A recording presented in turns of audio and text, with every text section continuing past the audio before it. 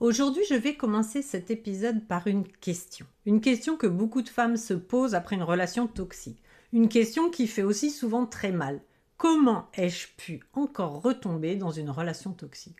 Comment ai-je pu encore accepter ça? Comment ai-je pu ne pas voir les signes? Comment ai-je pu laisser encore quelqu'un me traiter comme ça? Et derrière cette question, il y a souvent énormément de culpabilité et de honte. Beaucoup de femmes se disent « je comprends pas, je suis intelligente, comment j'ai pu encore retomber dans cette spirale ?» Alors, petite précision, ce n'est absolument pas une question de faiblesse. Je le précise parce que c'est souvent le genre de discours qu'on nous sert. En fait, la femme sensible et profondément humaine est la cible idéale pour la relation toxique. Une femme empathique, soucieuse du bien-être des autres, avec une grande capacité d'adaptation. Et ce qu'il faut comprendre aussi, c'est que l'on ne répète pas les relations toxiques par hasard. Si ces relations se répètent parfois dans une vie, ce n'est pas parce qu'on fait des mauvais choix, c'est souvent parce que certains schémas invisibles continuent d'agir en nous. Et tant que ces schémas ne sont pas conscientisés et compris, le risque est de revivre encore et encore des relations qui nous blessent. Alors aujourd'hui, dans cet épisode, j'ai envie de t'expliquer pourquoi ces relations s'installent et surtout comment sortir de ces schémas. Donc déjà, comment les relations toxiques s'installent? Contrairement à ce qu'on imagine souvent, une relation toxique ne commence absolument pas par de la violence. Elle commence très souvent, au contraire, par quelque chose de très agréable. Beaucoup d'attention, de la séduction, une connexion émotionnelle intense, parfois même une sensation très forte, celle d'avoir enfin rencontré quelqu'un qui nous comprend profondément. Au début, ça paraît même presque magique. Mais progressivement, certaines choses commencent à changer, subtilement. Des critiques qui apparaissent, des reproches, des remarques qui te fragilisent et parfois de la culpabilisation, souvent même. On commence à douter de soi et c'est là que les choses deviennent plus complexes. Parce que la relation ne devient pas toxique du jour au lendemain, c'est sournois en fait, c'est subtil, elle évolue lentement et c'est justement cette progression qui rend l'emprise si difficile à identifier. Mais ce dont on parle peu ou pas assez selon moi, c'est l'après-relation toxique. Quand une femme justement sort d'une relation toxique, il y a effectivement souvent un immense soulagement. On se dit ça y est, je vais pouvoir revivre. Mais souvent, il y a la peur. La peur justement de revivre la même chose. Et cette peur, elle n'est absolument pas irrationnelle. Parce que si les mécanismes qui ont permis à cette relation de s'installer ne sont pas conscientisés et compris, le schéma peut, malgré nous, se reproduire. Pas parce que nous le voulons, mais parce que certaines blessures, certains conditionnements, certains traumas continuent inconsciemment d'influencer nos choix. Dans la relation toxique, il y a aussi l'emprise psychologique. Une fois que la relation est installée, un autre phénomène donc apparaît, c'est l'emprise psychologique. L'emprise agit souvent de manière subtile, progressive, et c'est elle qui nous fait passer par la culpabilisation. C'est de la manipulation, la dévalorisation et souvent l'isolement. Peu à peu, la confiance en soi diminue. La perception de la réalité devient de plus en plus floue. On doute de ses ressentis. On se demande même si on n'exagère pas un peu. Et quitter la relation devient alors de plus en plus difficile. Pour pouvoir se reconstruire, il va falloir, entre autres, remonter à la source et comprendre quel est l'impact du conditionnement familial, des blessures émotionnelles et de nos traumas dans nos relations. Tout d'abord, le conditionnement familial. Notre manière d'aimer ne se construit pas au hasard. Elle se construit dans l'enfance, à travers ce que l'on a observé dans notre environnement familial, ce que l'on a vécu, les modèles relationnels que nous avons intégrés. Dans certaines familles, par exemple, l'amour peut être conditionnel. On apprend alors que l'attention doit être méritée. Dans d'autres contextes, les émotions, elles, ne sont pas vraiment accueillies. Alors on apprend à les minimiser, à les cacher.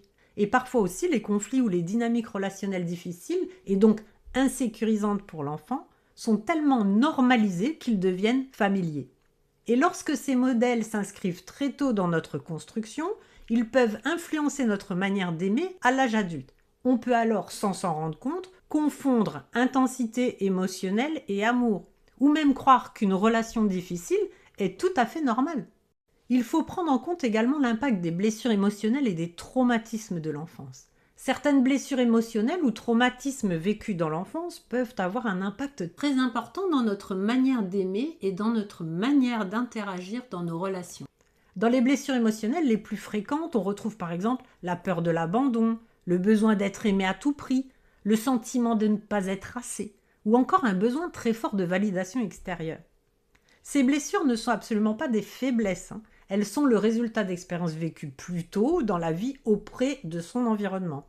Parfois, elles viennent d'un manque de reconnaissance dans l'enfance, parfois d'un environnement où justement les émotions n'étaient pas accueillies, donc on a appris à refouler ses émotions.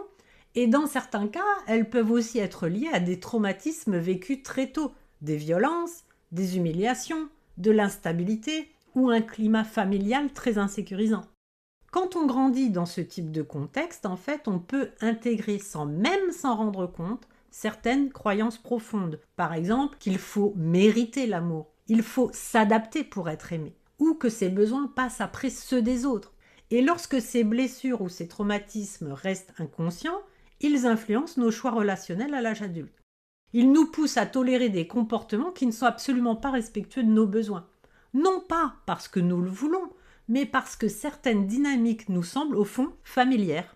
C'est pour cela que la reconstruction ne consiste pas seulement à tourner la page, elle consiste aussi à comprendre le schéma relationnel qui s'est joué dans la relation toxique, comprendre pourquoi cette relation nous a touchés aussi profondément, pourquoi certaines attitudes ont été tolérées, pourquoi il a été si difficile de partir. Ce travail de compréhension, il est vital pour pouvoir se libérer, parce qu'il permet de mettre de la conscience là où jusqu'alors, il n'y avait que de la confusion. Et c'est souvent à partir de là que les schémas commencent réellement à se transformer.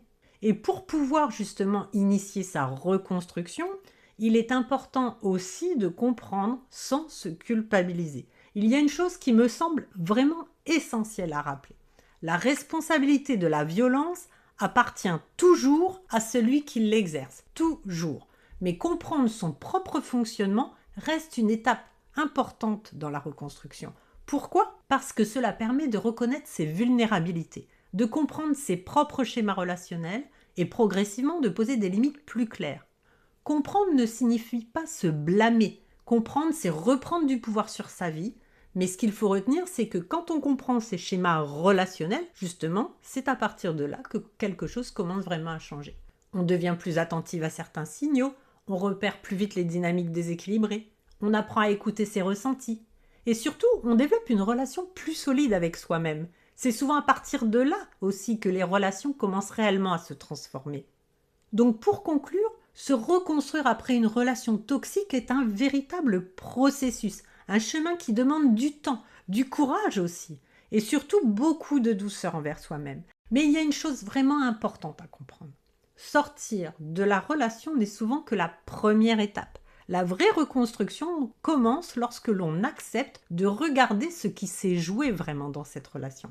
Pas pour se juger, pas pour se blâmer, mais pour comprendre. Comprendre ses blessures, comprendre ses mécanismes relationnels, comprendre ce qui, parfois inconsciemment, a rendu cette relation possible.